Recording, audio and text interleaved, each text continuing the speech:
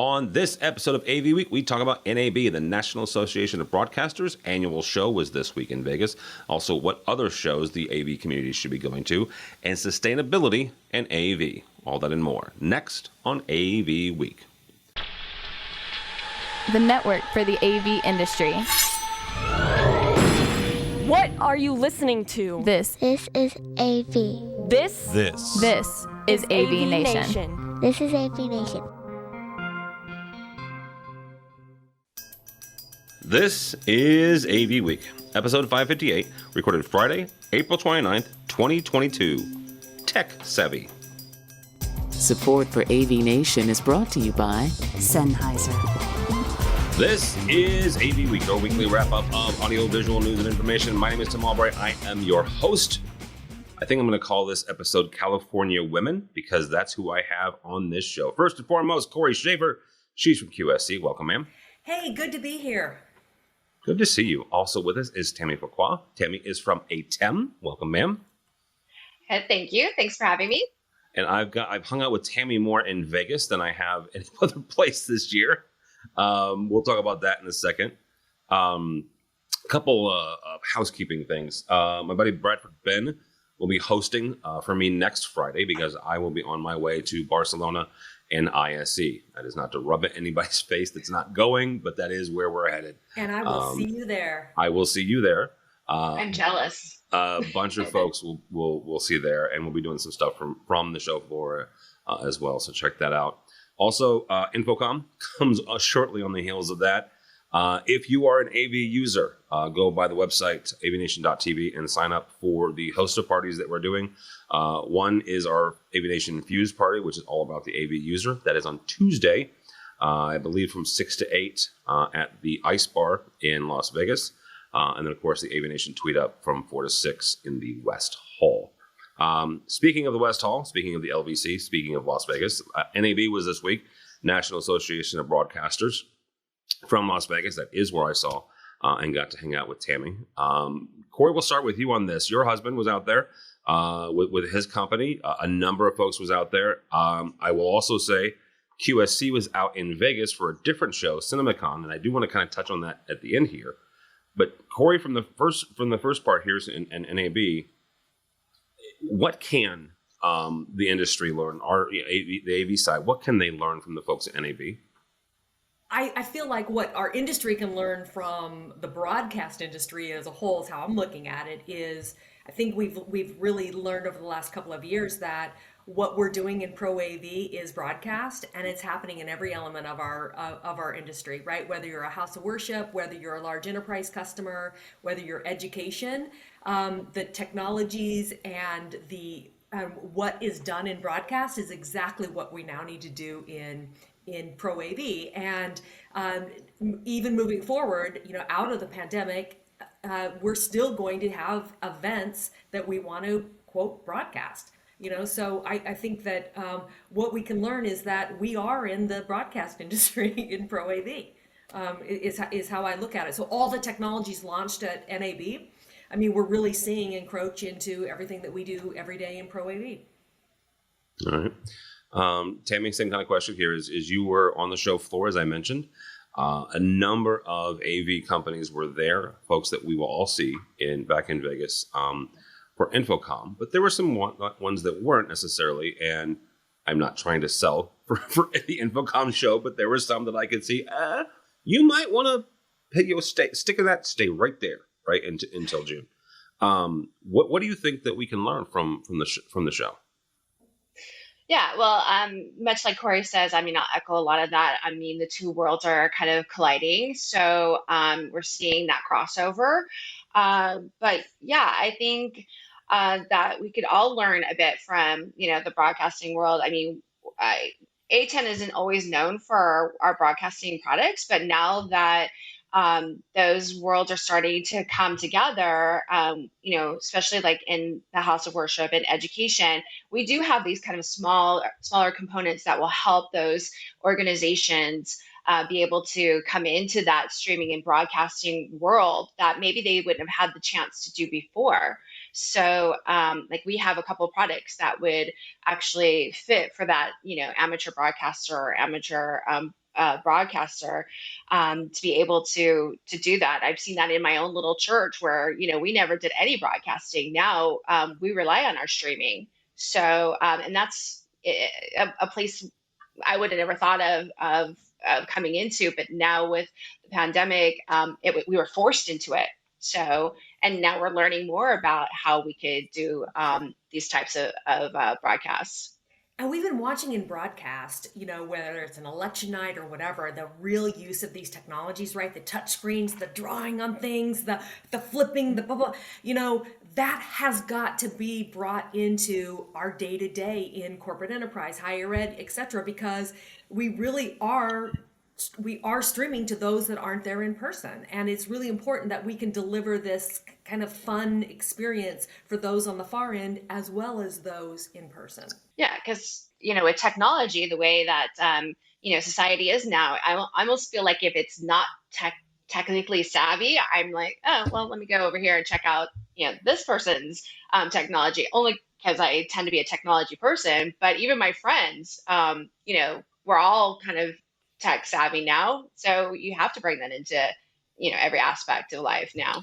So one of the things that I was watching, and Corey goes back to what you were saying about we're all broadcasters now. We're all doing that. There's a phrase, and I know this is not a new phrase in the broadcast industry, so don't write me letters if you're a broadcast engineer. But it's a phrase called REMI. REMI, and I'm going to butcher this, so give me a second. It stands for remote switching, remote management of a show. So this is where one person sits with a TV switcher, a video switcher, and they have content from all these disparate sources, including local playback, local live, as well as through the internet playback and live. And the ability then to pull all these disparate sources together, different resolutions, different speeds, bring them all into one piece of equipment, and then send it back out either locally or again over the internet.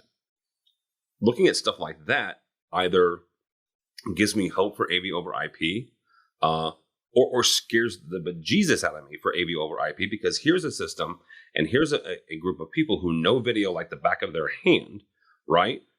Probably better than a lot of AV folks do, and they're doing something that's far and above, way beyond what any of us would have even thought possible 10 years ago. So where do we go? How do we leverage some of these technologies? I mean, some people do SDI, right? But some people don't. They're leaning more on NDI. And then you look at this, which incorporates a lot of different things all into one piece of equipment. Is there something here for AV, whether that's leveraging the AWS Elastic Cloud, which some of these folks were doing, or it's, leveraging a different type of AV, video compression that we're not privy to yet? Right. Or, really about being open to all kinds of formats, right? And being able to, and that's where things are going, in my opinion. It's like all about being the openness and how to bring in those and still get a really good product that you push out in the room, or to the far side, or whatever. But it's interesting, isn't it? Well, I'll tell you that AWS booth was really hopping at NAB. I mean, every time I walked by it, there was so many people in it. So I totally get it. Yeah. And, on all those matrix switchers and things like that, you can come talk to me at A10. So shameless plug. Really quickly before we turn the page, there's two more things about what happened in Vegas. Yeah. And yes, typically it stays in Vegas, but I'm not going to do that this time. Except what Joe Way and I did. I have no comment on that other than that.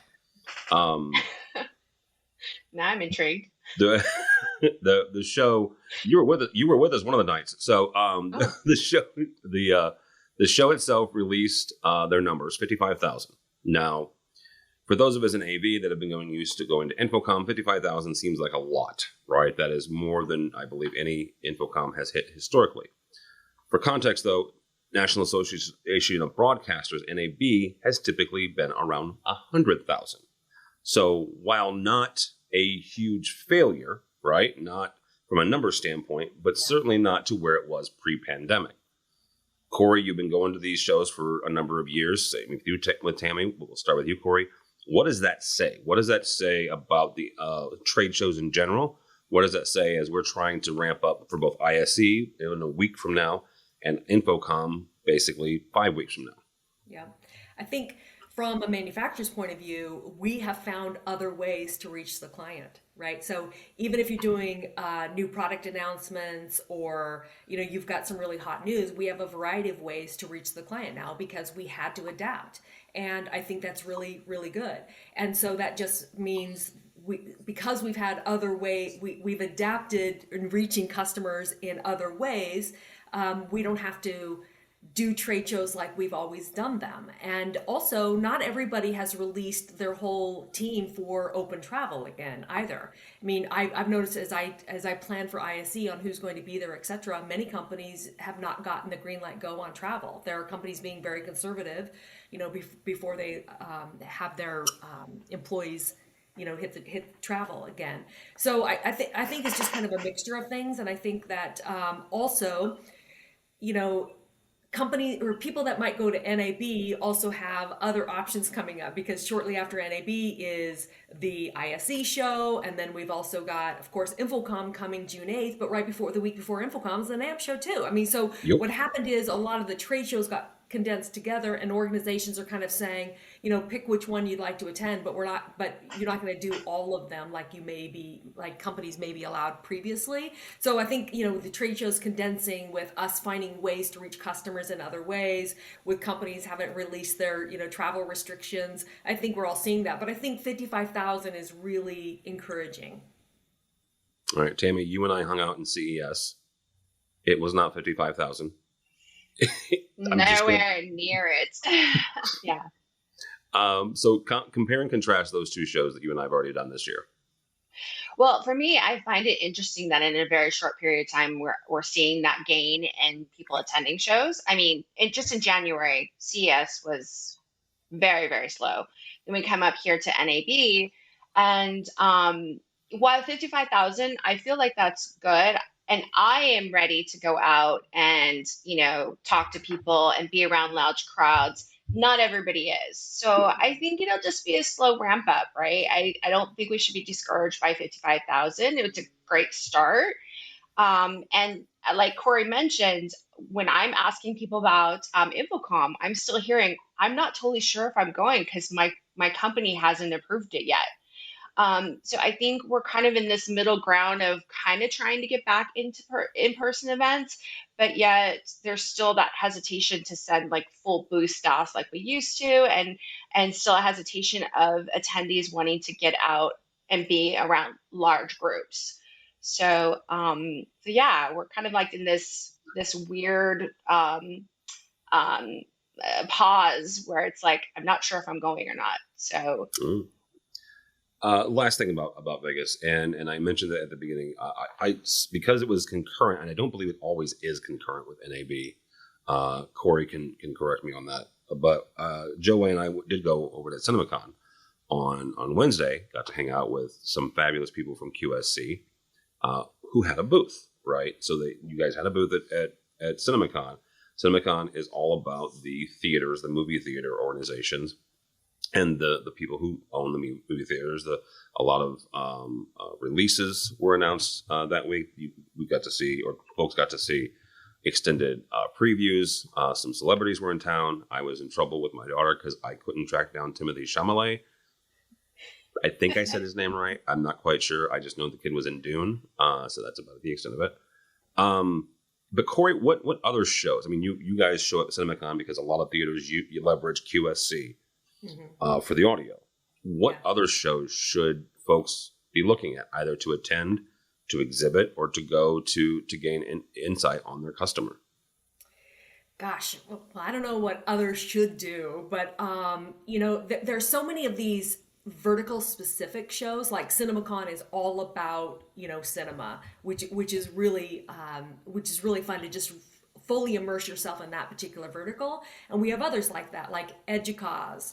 then focused on education. CCUMC, which is a conference focused primarily just on education.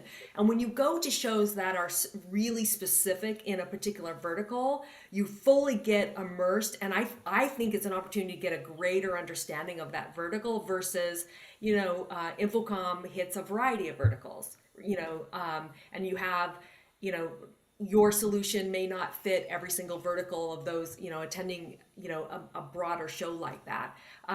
So I kind of like these vertical specific shows because you get so immersed and you get you're really talking to I think the right decision maker when you're at a vertical specific show. And I also feel like it's interesting that we're starting to see players like Microsoft and Intel, who've kind of dabbled in some of these other shows before, but they're literally putting down a stake now in these shows. Intel's at ISE, they're at Infocom, it's really great to see these other companies in unified communications and collaboration kind of coming in and putting a stake down. Well, and I will also point out the fact that Microsoft was at NAB, which shocked me. AWS did not. Amazon's service there, but Microsoft's shocked me. Really did. Tammy, you guys, ATEM, have been in other shows. What other either vertical or more broadly looking shows should we look at? Always a fan of Infocom because it has like what I love, which is the displays and the visual products that I enjoy looking at. But and I feel like it's really well rounded as far as products and information. Yeah, but on our side, we're looking more at like government and higher education as well. So, ISTE's coming up right around the corner for education in K-12, and then I think guys over at Northwest Met do a great job for higher education. I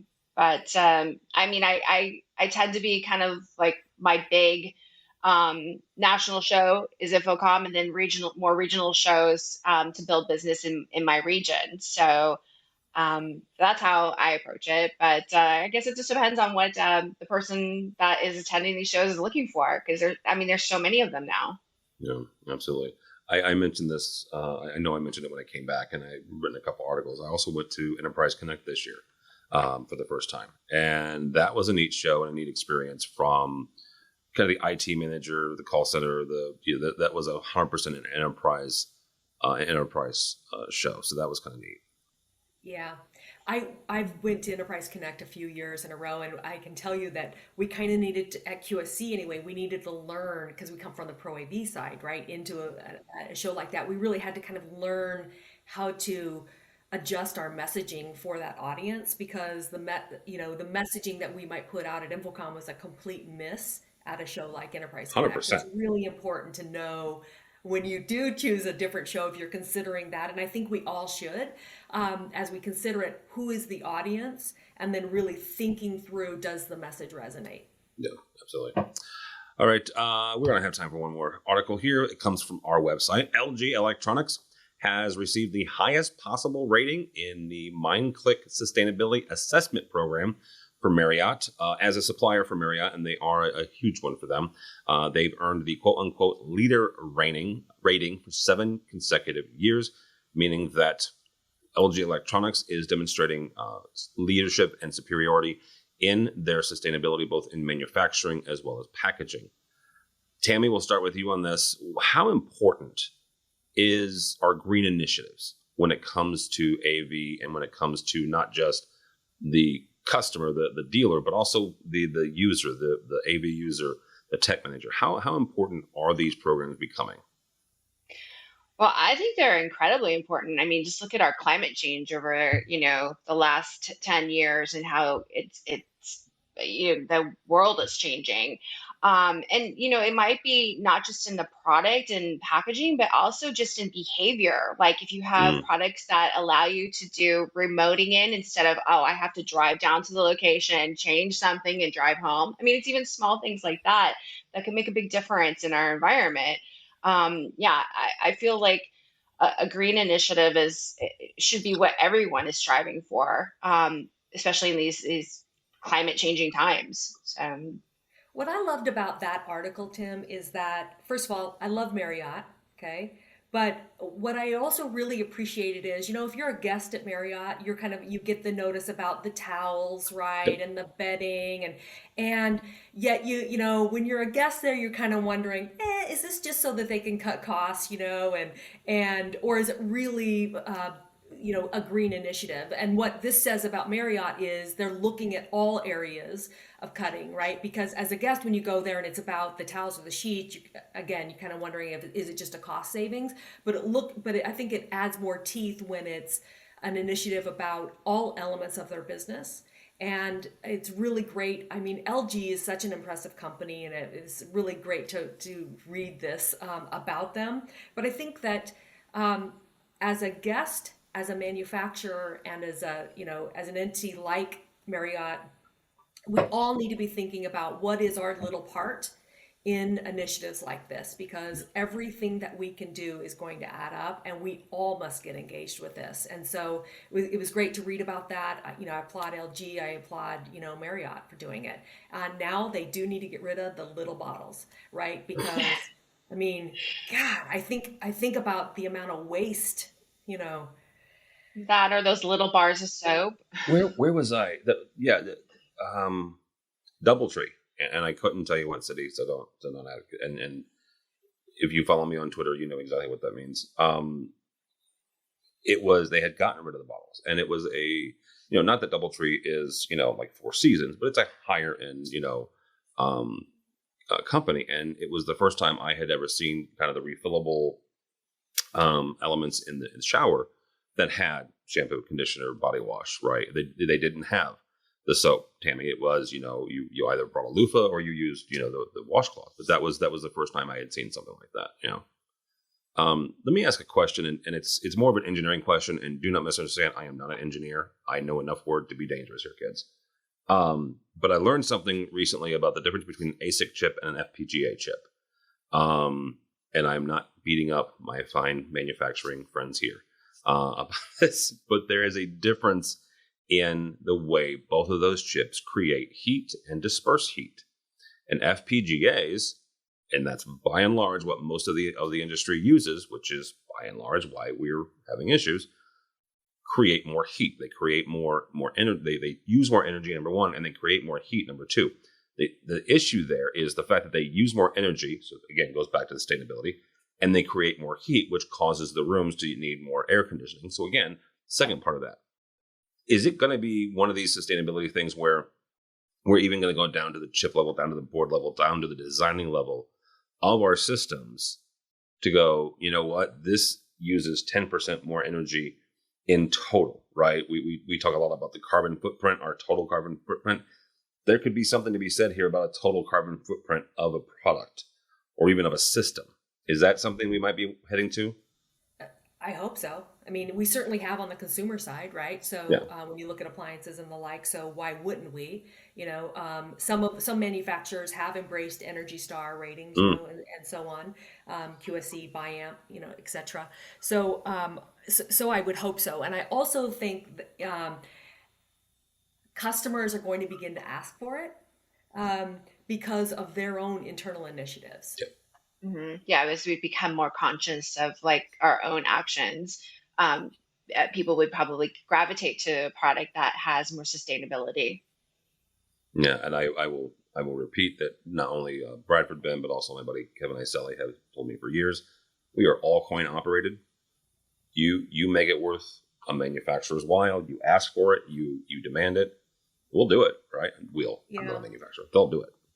Yeah, Tim, kind of on that note, DEI, right? So people looking for diversity, inclusion, et cetera, and equity. I think that customers, we've all talked about it now for quite some time, but we're seeing it now in customer requests. And as I know integrators are seeing it. I serve on a particular committee for a higher ed organizations, and they're starting to share that. So when they put out their RFPs, that is an element of it, and they're asking the integrator to comment on what they're doing with DEI, so I would guess that this would be very similar to that as well. It will get to when consumers start asking for it, we all will start doing it because it's all about meeting the demands of the customer. Mhm. Yeah, and I think younger people tend to have a little bit more consciousness in their buying on something like this. So as they get older and they start buying the products that maybe someone older like me is buying, they're looking for those boxes to tick. Like, okay, this product does have sustainability. It meets, my lifestyle. So they're more apt to buy it. So I think as that market starts to change, you're going to see products start to change. Yep. Yeah, Shared absolutely. values. Absolutely. Mhm. All right. That will do it all for us. Thank you all so much. Corey Schaefer from QSC. How do people connect with you? Well, if you're headed out to ISE, I hope you'll find me there. But you can find me Corey.Schaefer@QSC.com, Corey Schaefer on Twitter, or Corey Schaefer on LinkedIn. All right. Very good. Tammy, thank you so much. How do people connect with you or ATEM? Well, I'd like to be stowing away in both your bags to go to ICA, but you'll see me at You can stow InfoComm away this in year. Mitchell's bag. He doesn't take much room. Okay, Mitchell, I'm stowing away in your bag. Yeah, you'll be able to see me at InfoComm, and that will be part of the AVEX Women's Council as well, as the new co-chair. So you can see me at InfoComm, also on LinkedIn, and then on Twitter at Tammy Fuquay3. Don't ask me who the three Tammy Fuquays are, but Tammy Fuquay3 on Twitter. All right. Very good. For me, for Tim Albright, there's only one of me, thank goodness. So don't follow me on the Twitters. But go by the website, AVNation.tv. That's AVNation.tv. You will find this program and a host of others.